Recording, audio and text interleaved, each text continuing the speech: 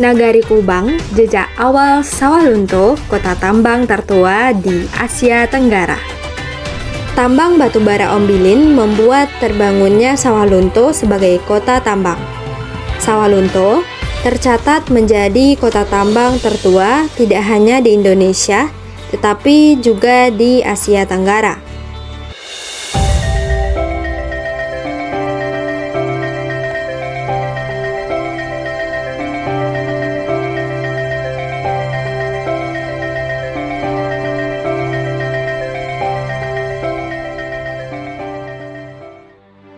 Penyelidikan yang dilakukan geolog Belanda Willem Hendrik de Graaf pada tahun 1968 di sebuah lembah dalam Nagari Kubang yang belum dihuni orang dan masih berupa lahan persawahan dan dialiri oleh batang lunto, menemukan cadangan batu bara dalam jumlah yang diperkirakan sampai 200 juta ton. Penemuan cadangan emas hitam dalam lembah sawah yang dialiri batang lunto itu akhirnya merubah daerah persawahan tersebut menjadi kota tambang tertua di Asia Tenggara. Lembah tersebut dinamakan Sawah Lunto, merujuk pada kondisi geografisnya. Kata sawah merujuk pada sawah di dalam lembah dan kata lunto merujuk pada nama sungai yang mengalir di dalam lembah tersebut. Sehingga, lembah tersebut dinamakan Sawah Lunto. Konon, kata lunto berasal dari pohon besar yang tengah berbunga. Setiap ada yang bertanya nama pohon tersebut, orang selalu menjawab alun tahu yang berarti belum tahu. Ucapan alun tahu itulah yang kemudian menjadi lunto. Tak ada yang tahu nama pohon tersebut. Namun, sungai yang melintasi di daerah tersebut dinamakan Batang Lunto. Lunto, selain nama sungai, juga nama sebuah nagari yang berada di sisi barat Nagari Kubang. Batang Lunto tidaklah berhulu dari Nagari Lunto, tetapi dari Nagari Lumindai yang berada di sisi barat Nagari Lunto. Batang Lunto lahir di Nagari Lumindai, hilir melewati Nagari Lunto dan Nagari Kubang, hingga terus hilir masuk ke dalam lembah yang dibuka menjadi lahan persawahan oleh penduduk Nagari Kubang.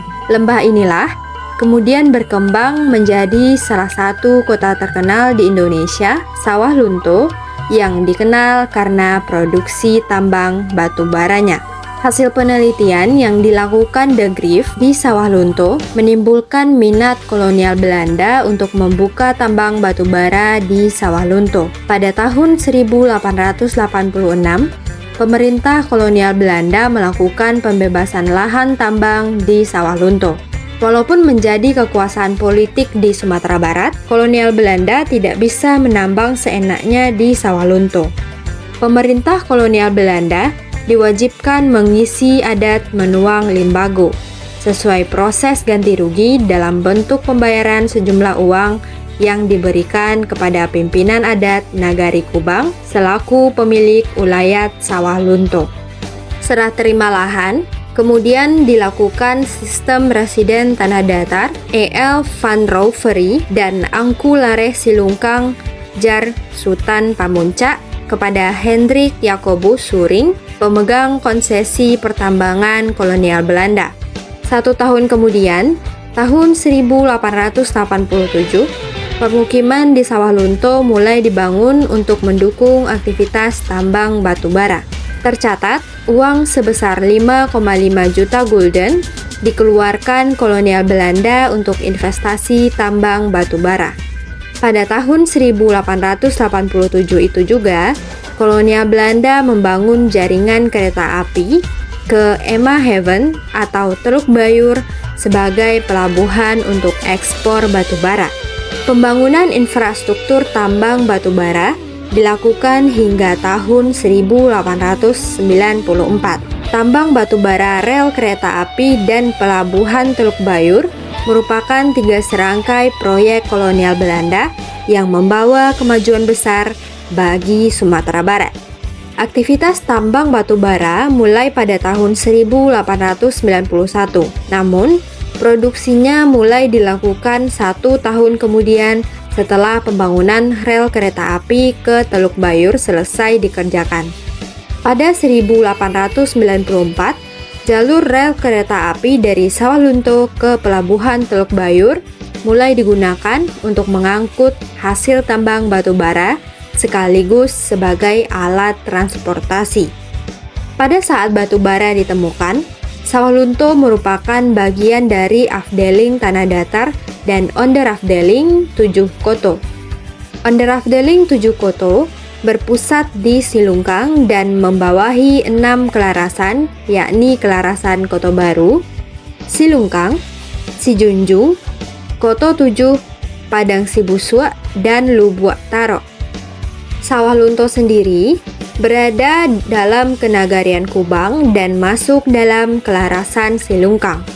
Pada tahun 1888, Belanda menetapkan batas kota Sawalunto dengan Besluit Gubernur Jenderal Hindia Belanda tanggal 1 Desember 1888 nomor 1. Pemberian status Gemeente terhadap Sawalunto dilakukan kolonial Belanda pada tahun 1918.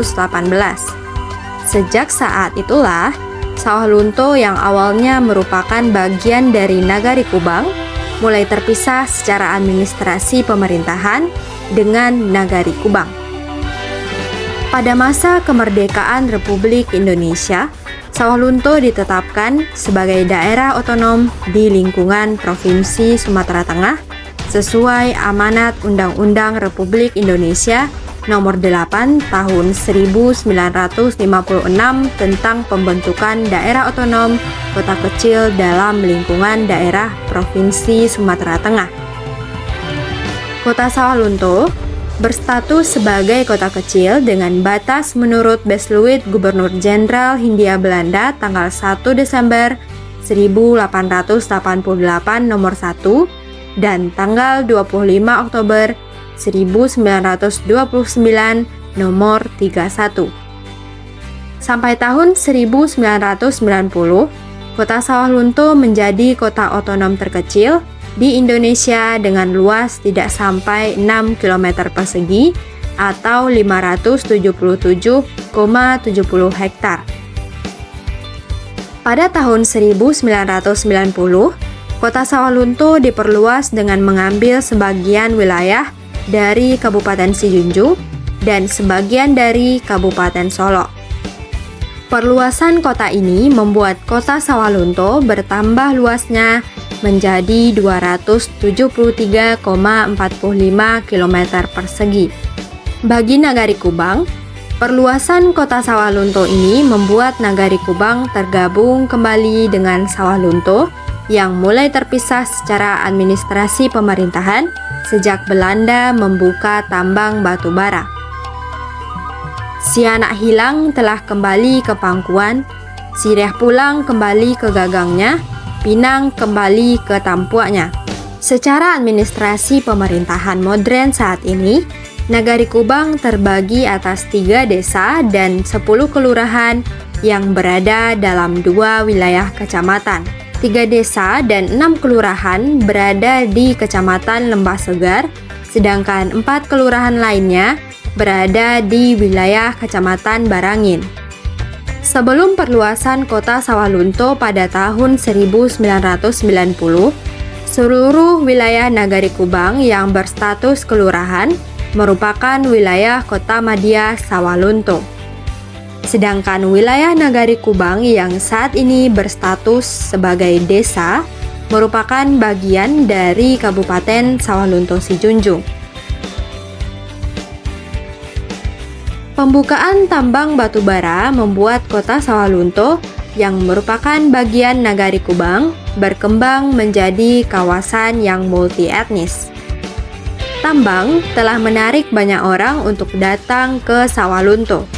Tidak hanya orang Eropa, orang Cina dan pekerja yang kebanyakan dari Jawa telah membuat Kota Sawalunto menjadi kawasan yang multi etnis. Walaupun kota Sawalunto telah berkembang menjadi kota yang multietnis, namun tetap memiliki masyarakat hukum adat dalam teritorial adat yang disebut Nagari Kubang. Masyarakat hukum adat Nagari Kubang terbagi atas 9 suku yang terdiri dari suku Patopang, suku Dalimo, suku Supanjang, suku Sikumbang, suku Panai, dan suku Payobada. Masing-masing suku dipimpin oleh seorang datuk atau pangulu. Sesuai jumlah suku, terdapat 6 orang pangulu di Nagari Kubang yang disebut dengan sebutan Datuk Nan Baranam.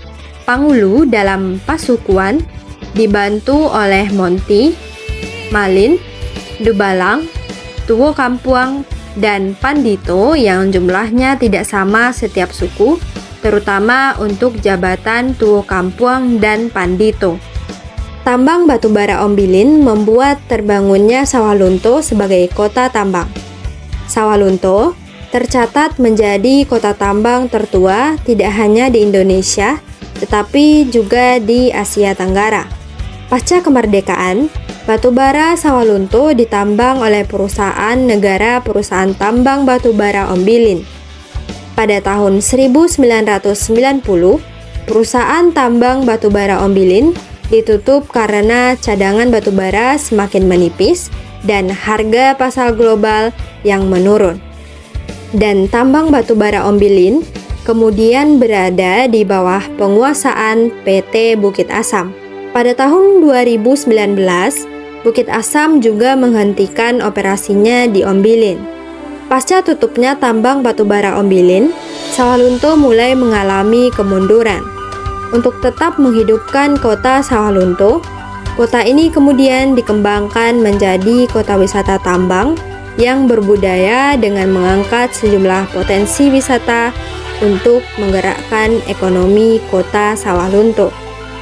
Pada tahun 2019, jejak fisik aktivitas penambangan batubara di kota Sawalunto ini memperoleh pengakuan sebagai warisan budaya dunia oleh UNESCO.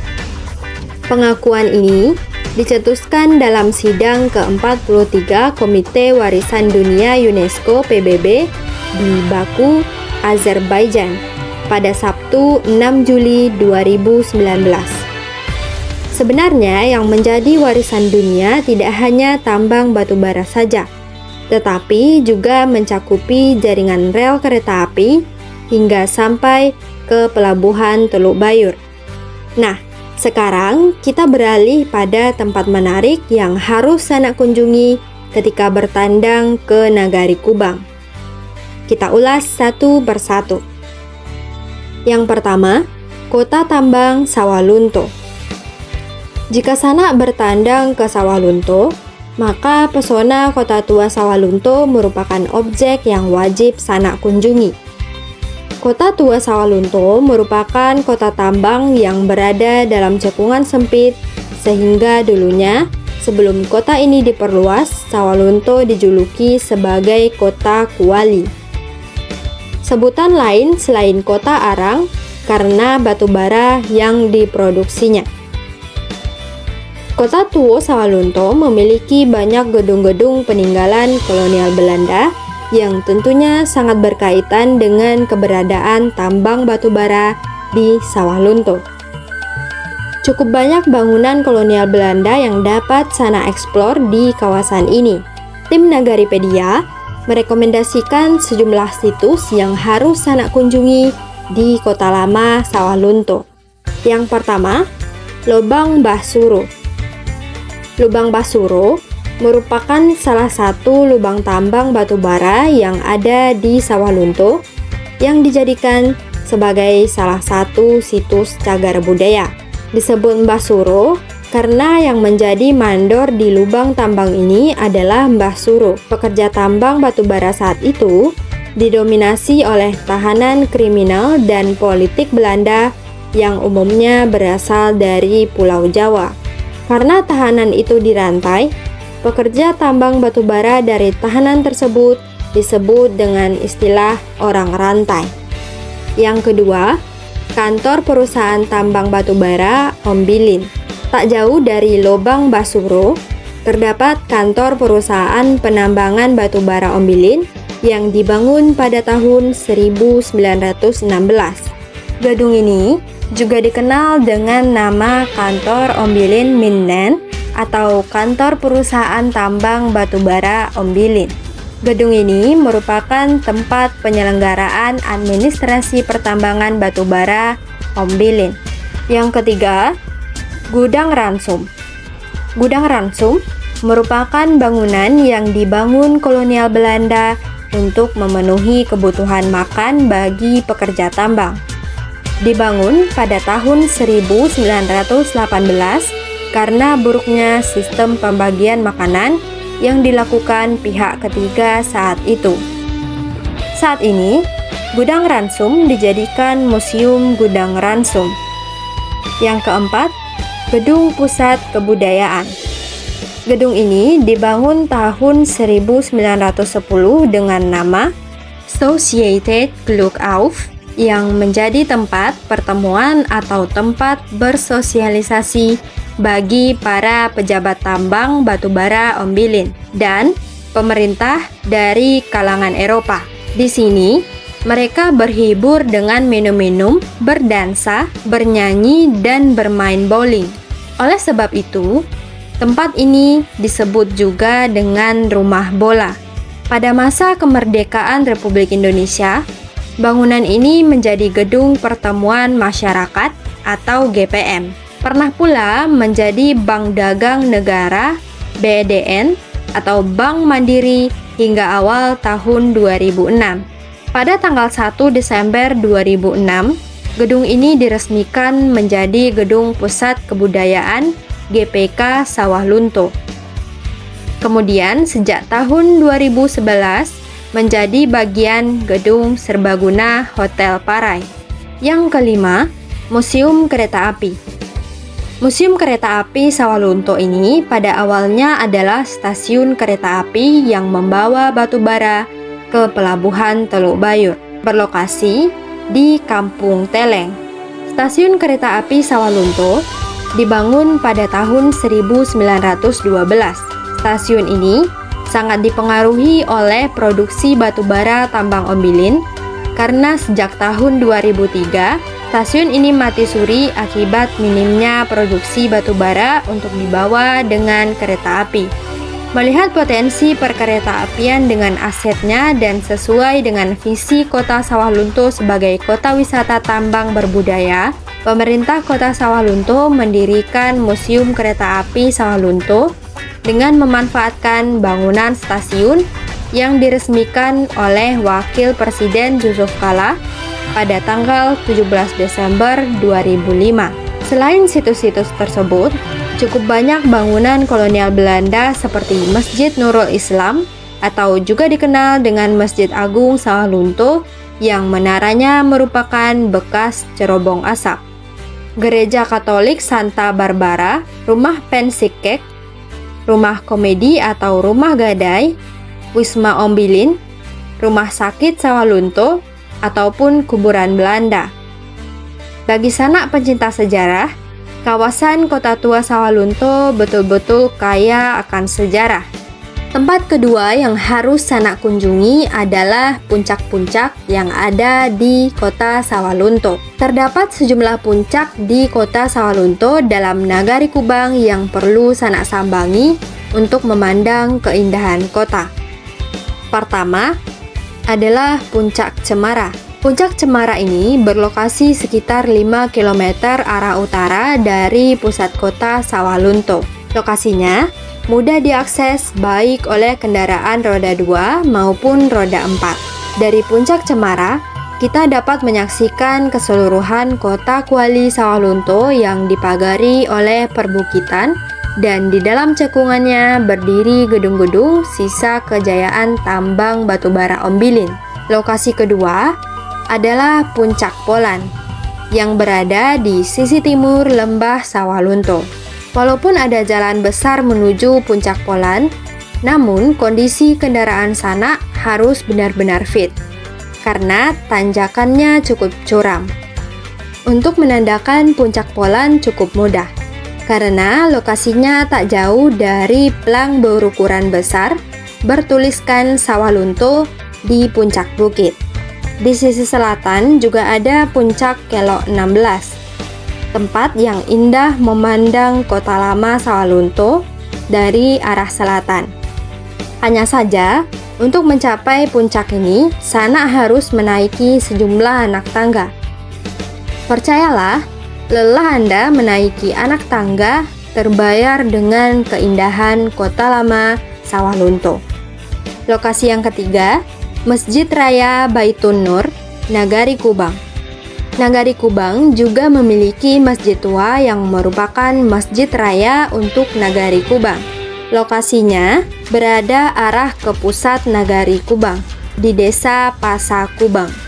Masjid ini sudah berdiri sejak zaman kolonial Belanda.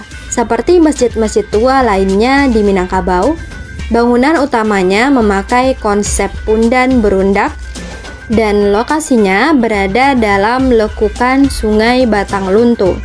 Dalam kawasan yang sama di desa Pasa Kubang, Sanak juga dapat menyaksikan Balai Adat Nagari Kubang. Lokasi yang keempat, Durian Kubang.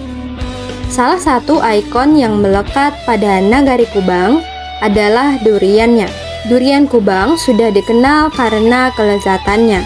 Sekali orang mencoba durian Kubang, dijamin akan ketagihan untuk memakannya lagi. Jadi, jika Sanak berkunjung ke kota Sawah Lunto, kala Nagari Kubang musim durian, jangan lupa untuk mencicipi durian Kubang. Demikian Sanak Kasadonyo ulasan kita tentang Nagari Kubang. Nagari yang sebagian wilayahnya berkembang menjadi kota Sawah Lunto, kota tambang tertua di Asia Tenggara. Jangan lupa like, komen, dan subscribe, serta nyalakan loncengnya untuk informasi terkini seputar nagari dan budaya yang ada di Sumatera Barat, khususnya Minangkabau. Tonton Nagaripedia, kenali nagarimu, cintai Indonesia, jelajahi dunia.